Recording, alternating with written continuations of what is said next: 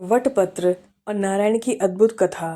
हिंदू धर्म में भगवान नारायण को सृष्टि के पालनहार के रूप में पूजा जाता है।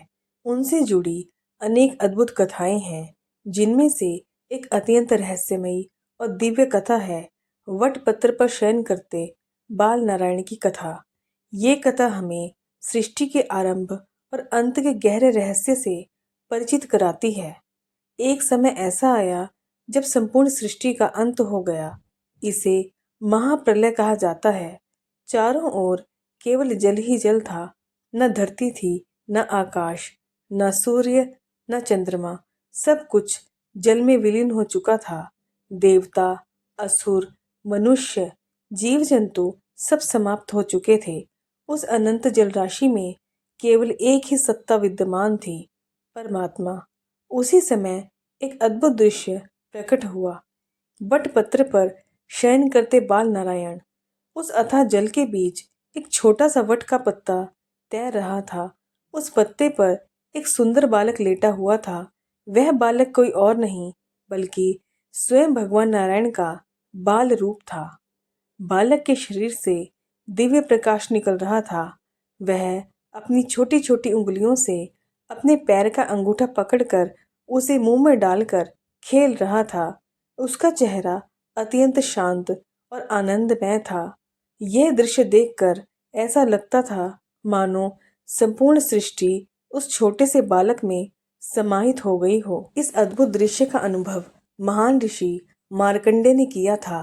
कहते हैं मार्कंडे ऋषि को भगवान ने अपनी माया का दर्शन कराने का वर दिया था। एक दिन वे गहन तपस्या कर रहे थे।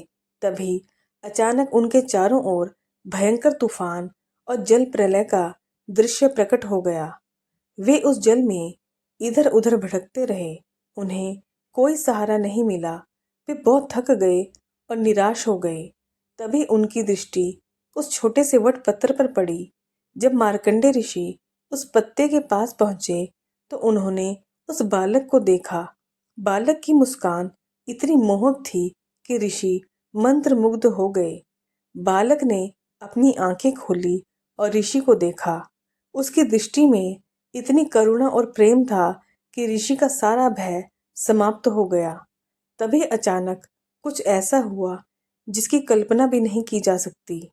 जैसे ही ऋषि उस बालक के पास गए, वे उसके श्वास के साथ उसके शरीर के भीतर प्रवेश कर गए। अंदर जाकर उन्होंने क्या देखा?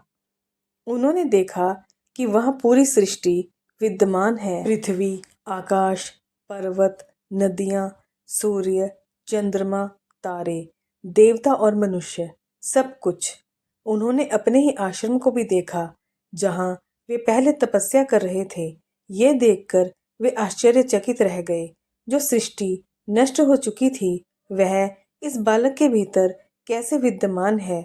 कुछ समय बाद वे फिर बालक के श्वास के साथ बाहर आ गए। दिव्य रहस्य का बोध बाहर आकर मार्कंडे ऋषि ने समझ लिया कि ये कोई साधारण बालक नहीं है बल्कि स्वयं भगवान नारायण है। उन्होंने तुरंत उस बालक को प्रणाम किया और उनकी स्तुति करने लगे। तभी वह बालक मुस्कुराया और धीरे धीरे अदृश्य हो गया। साथ ही वह प्रलय का दृश्य भी समाप्त हो गया और सब कुछ सामान्य हो गया। ये कथा केवल एक चमत्कारी घटना नहीं है बल्कि इसके पीछे एक गहरा आध्यात्मिक संदेश छिपा है। ईश्वर सर्वव्यापी है। भगवान हर जगह है, सृष्टि के बाहर भी और भीतर भी। सृष्टि ईश्वर में समाई है। पूरी दुनिया भगवान के भीतर है और वही उसे चलाते हैं। माया का प्रभाव भगवान की माया इतनी शक्तिशाली है कि वह किसी को भी भ्रमित कर सकती है। भक्ति का महत्व। जब मनुष्य भगवान की शरण में जाता है तो उसे सच्चे ज्ञान का अनुभव होता है। वटपत्र का महत्व। वट का पेड़ हिंदू धर्म में अत्यंत पवित्र माना जाता है। वटपत्र पर नारायण का शयन ये दर्शाता है कि वट वृक्ष दीर्घायु और स्थिरता का प्रतीक है। ये अनंत जीवन और ब्रह्मांड की निरंतरता को दर्शाता है। वटपत्र पर शयन करते बाल नारायण की ये कथा हमें सिखाती है कि चाहे संसार में कितनी भी विपत्ति क्यों न आ जाए, ईश्वर सदा विद्यमान रहते हैं और अपनी लीला से सृष्टि का संचालन करते हैं। ये कथा हमें विश्वास, भक्ति, धैर्य का संदेश देती है। जब हम भगवान पर विश्वास रखते हैं तो हर कठिनाई आसान हो जाती है।